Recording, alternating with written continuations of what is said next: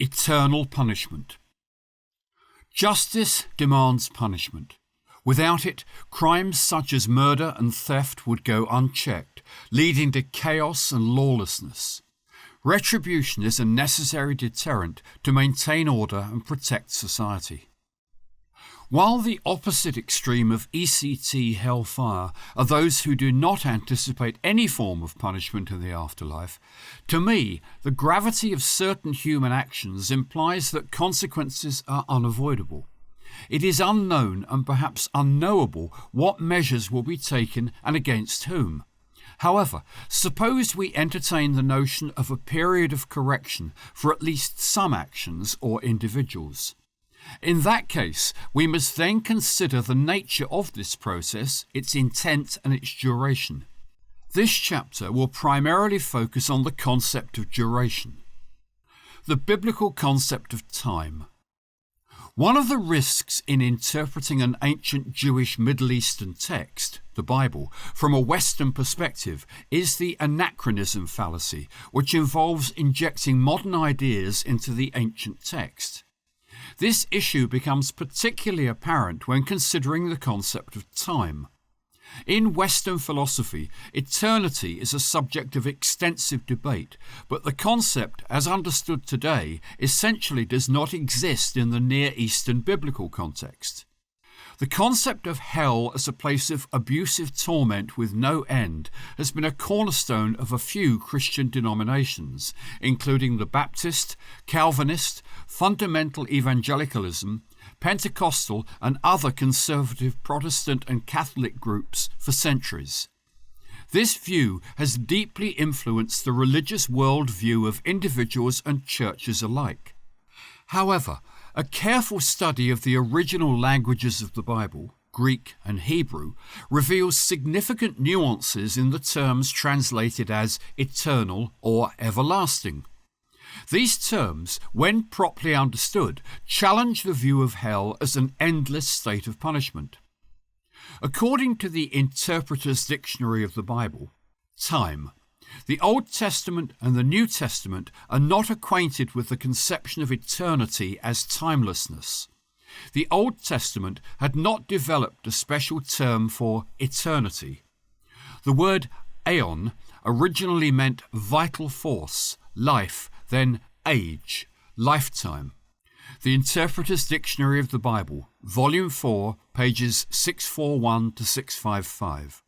The 19th century theologian Charles Ellicott explains, everlasting punishment, life eternal.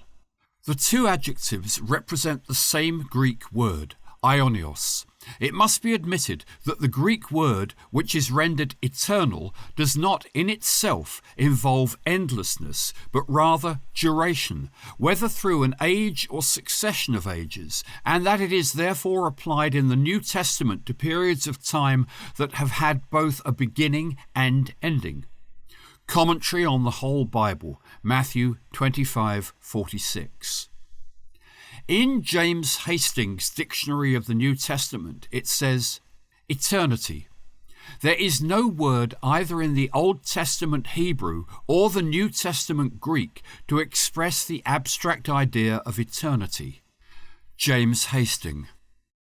In the Encyclopedic Dictionary of the Bible, it is written, eternity. The Bible hardly speaks of eternity in the philosophical sense of infinite duration without beginning or end. The Hebrew word Olam, which is used alone, Psalms 61:8, etc., or with various prepositions, Genesis 3:22, etc., in contexts where it is traditionally translated as forever, means in itself no more than for an indefinitely long period. Thus, Olam does not mean from eternity, but of old. Genesis 6:4, etc. In the New Testament, Aeon is used as the equivalent of Olam. Encyclopedic Dictionary of the Bible. Richard Francis Weymouth, Doctor of Literature and a Bible translator, explains, eternal, Greek aionion, that is, of the ages. Etymologically, this adjective, like others similarly formed, does not signify during, but belong to, the aeons or ages. R. F. Weymouth. Theologian and Professor Herman Oldhausen says, "The Bible has no expression for endlessness. All the biblical terms imply or denote long periods." Herman Oldhausen. Professor Knapp of Halle wrote, "The Hebrew was destitute of any single word to express endless duration. The pure idea of eternity is not found in any of the ancient languages." Knapp of Halle. Charles H. Welch, editor of the Berean Expositor. "Eternity is not a biblical theme. What we have to learn is that the Bible does not speak of eternity. It is not written to tell us of eternity. Such a consideration is entirely outside the scope of revelation." Charles H. Welch. G. Campbell Morgan, a British doctor of divinity and a conservative pastor who was the president of Cheshunt College in Cambridge, wrote, "Let me say to Bible students that we must be very careful how we use the word eternity. We have fallen into great error in our constant usage of that word.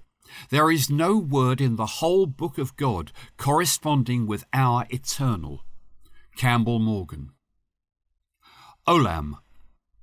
The Hebrew word olam is crucial in understanding the temporal nature of many biblical concepts, sometimes translated or interpreted as eternal.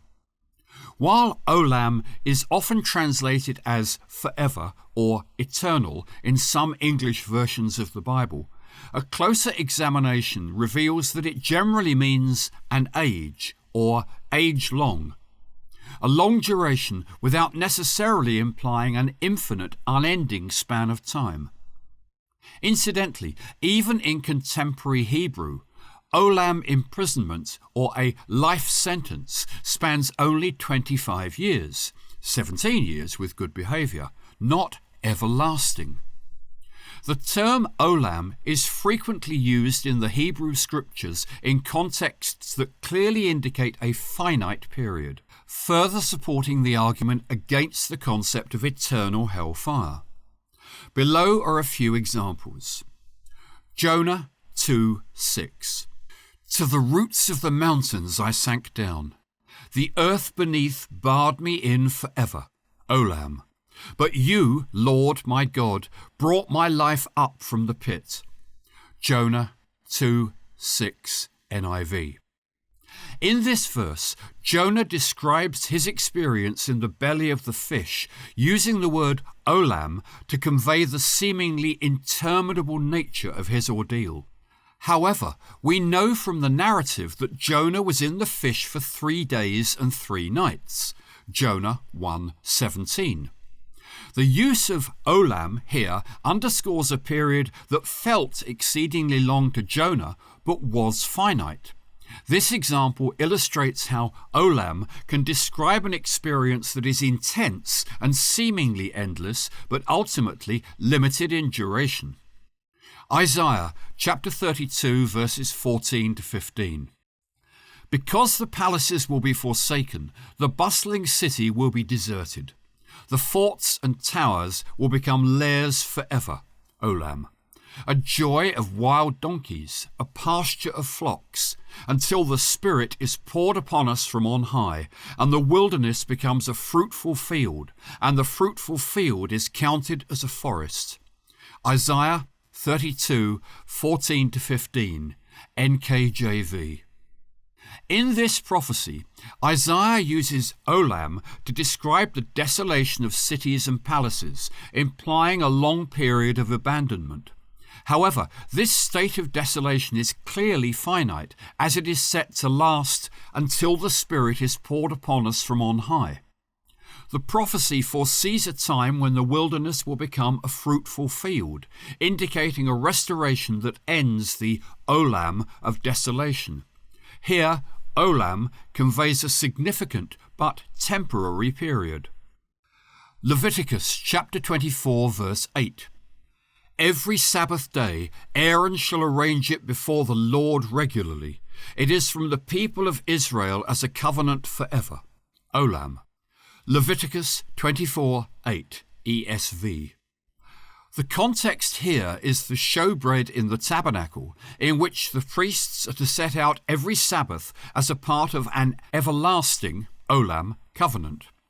This practice, which no longer takes place, was part of the Mosaic law, which according to later prophets, for example Jeremiah 31:31-32, and the New Testament, Hebrews 8:7-13, was fulfilled and replaced by the new covenant through Jesus Christ. Thus the forever was indeed long-lasting, but not infinite, ending with the advent of the new covenant. This demonstrates how Olam refers to a covenantal period that, while enduring, is not eternal.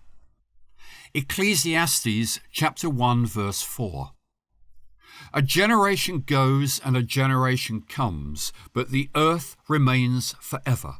Olam. Ecclesiastes 1:4 NASB.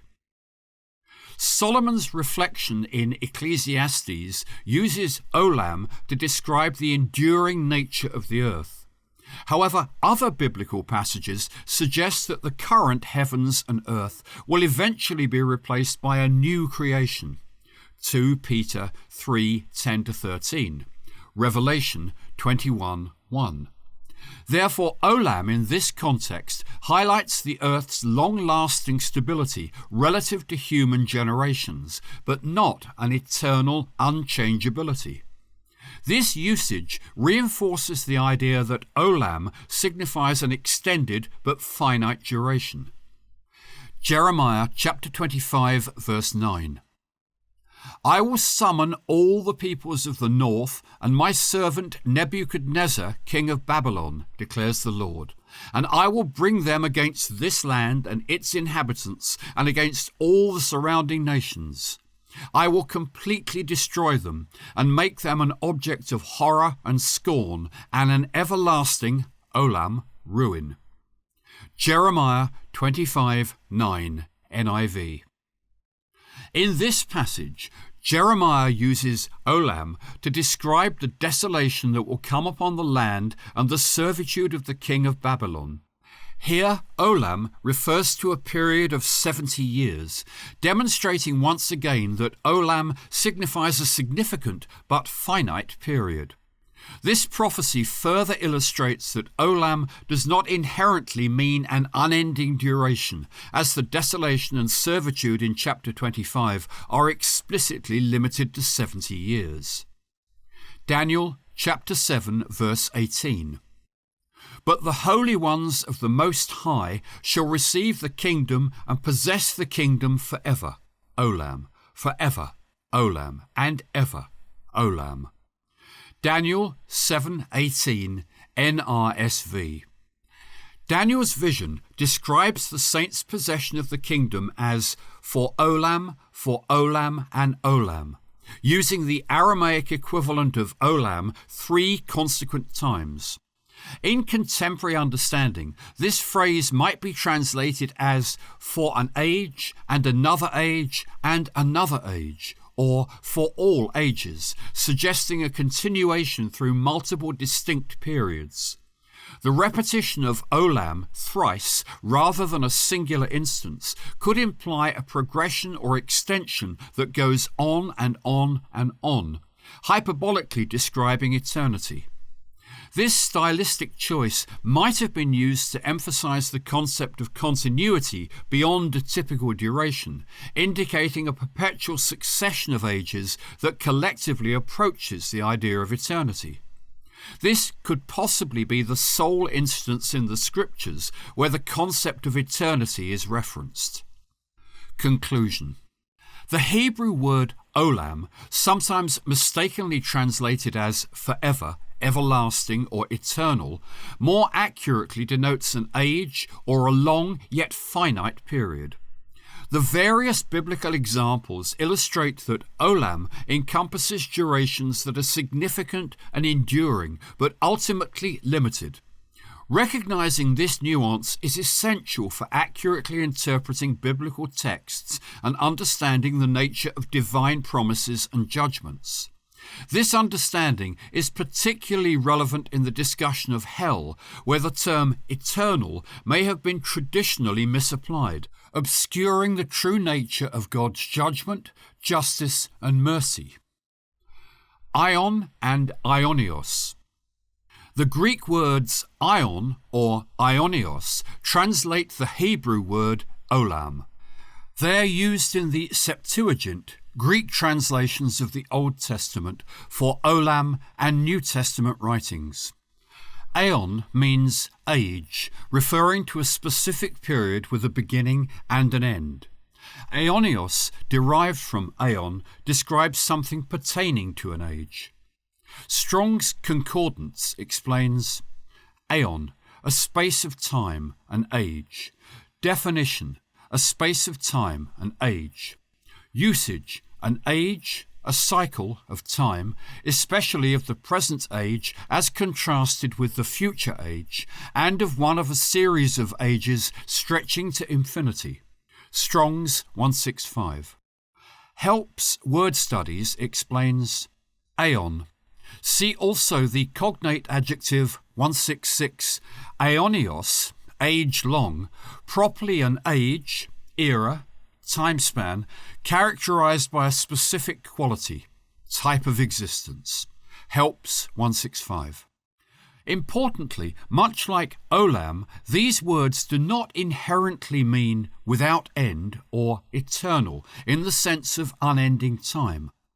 For example, Romans 16:25-26 states, "Now to him who is able to establish you in accordance with my gospel, the message I proclaim about Jesus Christ, in keeping with the revelation of the mystery hidden for long ages, Aionios, past, but now revealed and made known."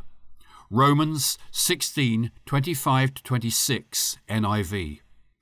The term aionios refers to a secret kept for ages, not eternally.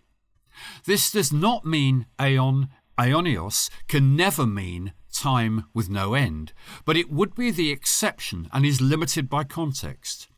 Much like with Daniel 7:18, Ephesians 3:21 seems to indicate eternity by the repetitive all generations forever and ever.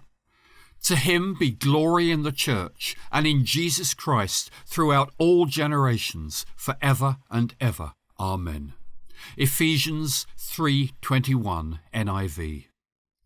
This doxology expresses aeon in a plural form, often translated as forever and ever, but literally meaning to the ages of the ages. This phrasing might suggest a succession of ages or periods, each with its start and end, but extending into a horizon beyond human comprehension. This stylistic choice might have been used to emphasize the concept of continuity beyond a typical duration, indicating a perpetual succession of ages that collectively approach the idea of eternity. Misinterpretations and translation bias. The terms aeon and aionios have historically been subject to various interpretations and biases in translation, often reflecting the theological predispositions of translators rather than the intrinsic meaning of the words.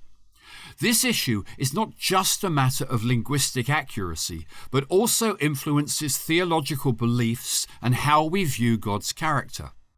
Early translations of the Bible, including the Septuagint and the Latin Vulgate, had to grapple with how to represent Hebrew and Greek concepts of time and duration. Due to Roman philosophical influences on the concept of eternity, translators' choices have echoed through centuries in various Christian doctrines. For example, Jerome's Latin Vulgate, 4th century Latin translation of the Bible, initiated by the Roman Catholic Church, often used the Latin word aeternum to translate aionios, a choice that implied an unending state. This has significantly shaped Western Christian thought, where eternal is understood as everlasting. For this and other reasons, scholars have debated the interpretation of words like Aon and Aionios as eternal in many English translations. Some translations, such as Young's literal translation and the Concordant literal translation, choose terms like age during or eon to more accurately reflect the original meanings. These choices highlight the variability in understanding these key terms and suggest that eternal punishment is not an inherent concept in the original texts. Augustine of Hippo. The interpretation of Aon and Aionios has been heavily influenced by Platonic and later Neoplatonic thought, which viewed time as a degraded form of eternity. This philosophical overlay added a layer of infinity to the term that was not necessarily present in its original context. Augustine of Hippo, widely known to be influenced by Neoplatonism, argued that because God is eternal, any attribute of God, including punishments or rewards, must also be eternal in the sense of being timeless and unending. Influenced by Neoplatonism, Augustine's arguments that God's eternal nature necessitates eternal punishment commits the fallacy of equivocation by conflating God's timeless existence with the finite nature of human sins, leading to the mistaken conclusion that finite actions deserve infinite punishment.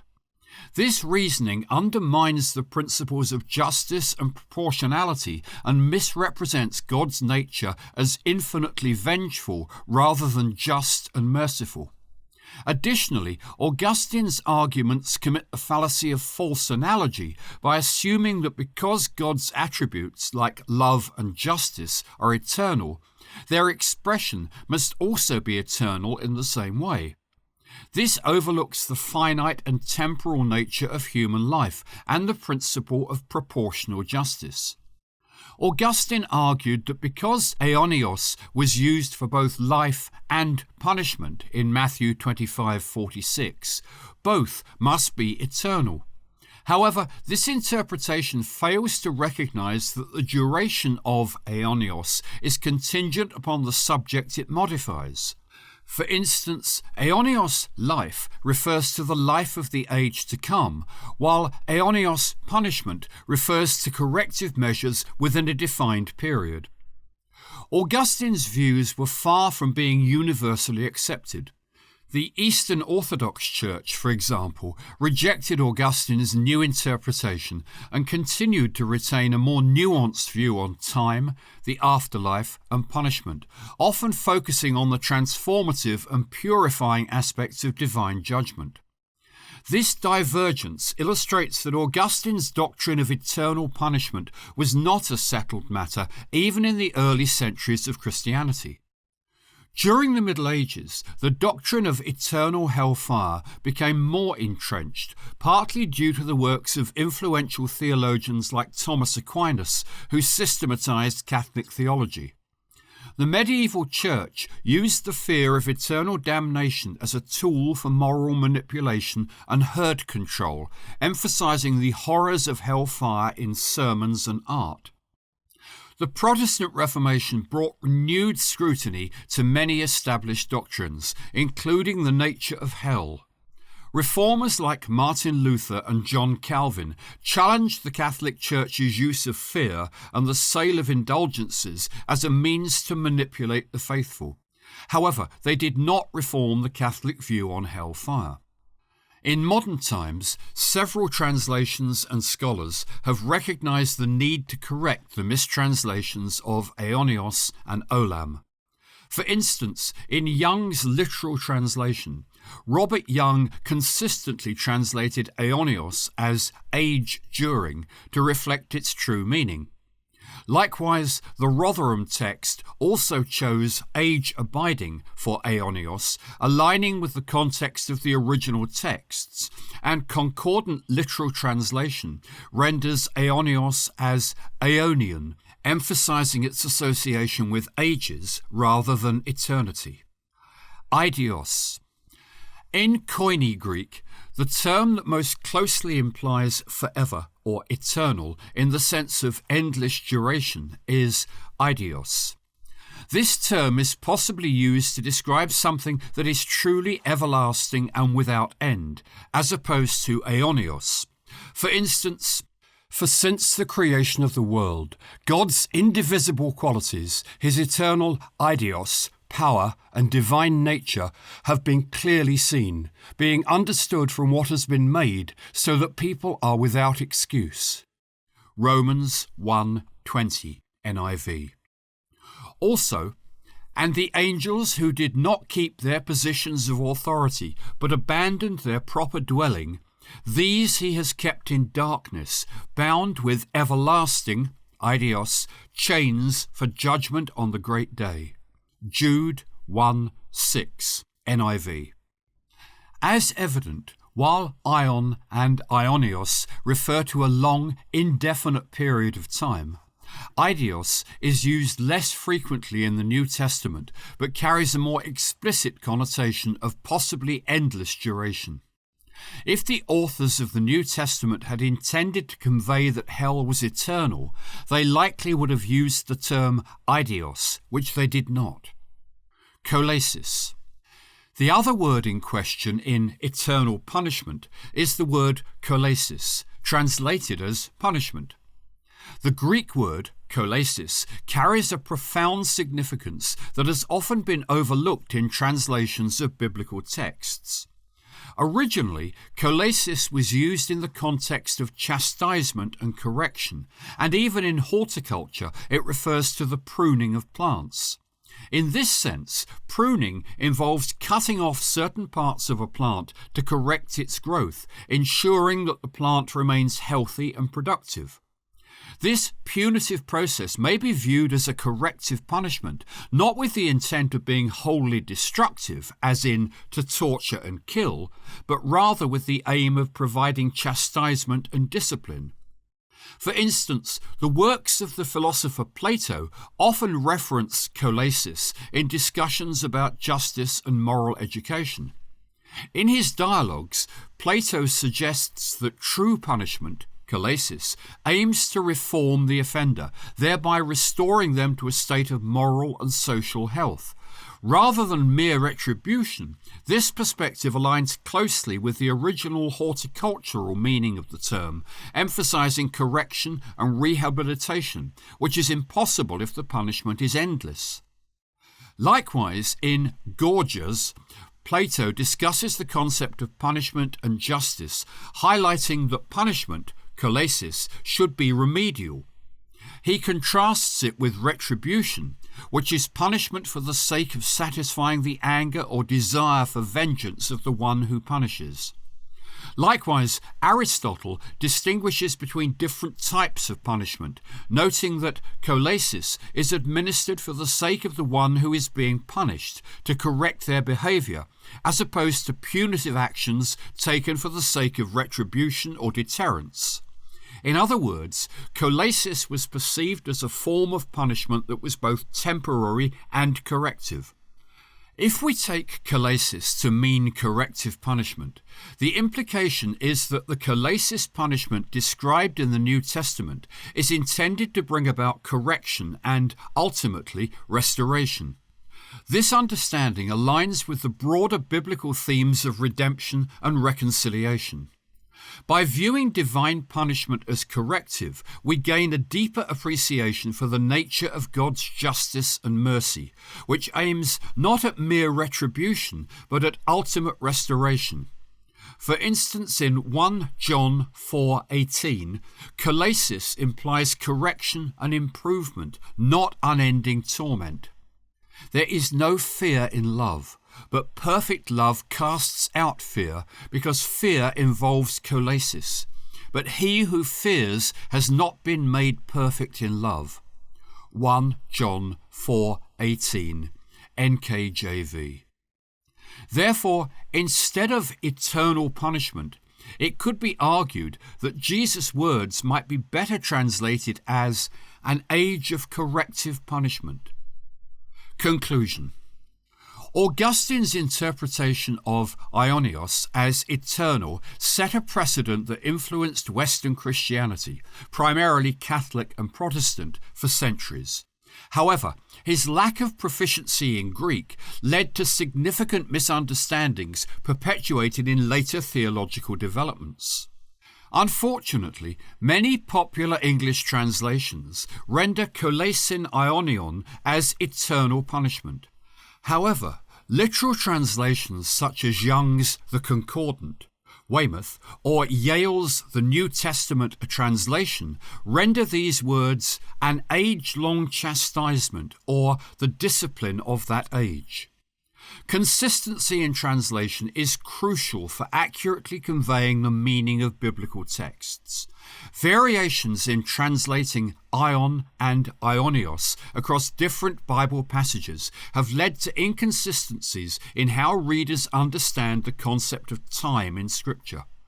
The translation of Aionios as forever in one context and age-lasting in another can confuse readers and lead to contradictory interpretations of Scripture, affecting theological conclusions about the nature and duration of divine judgment.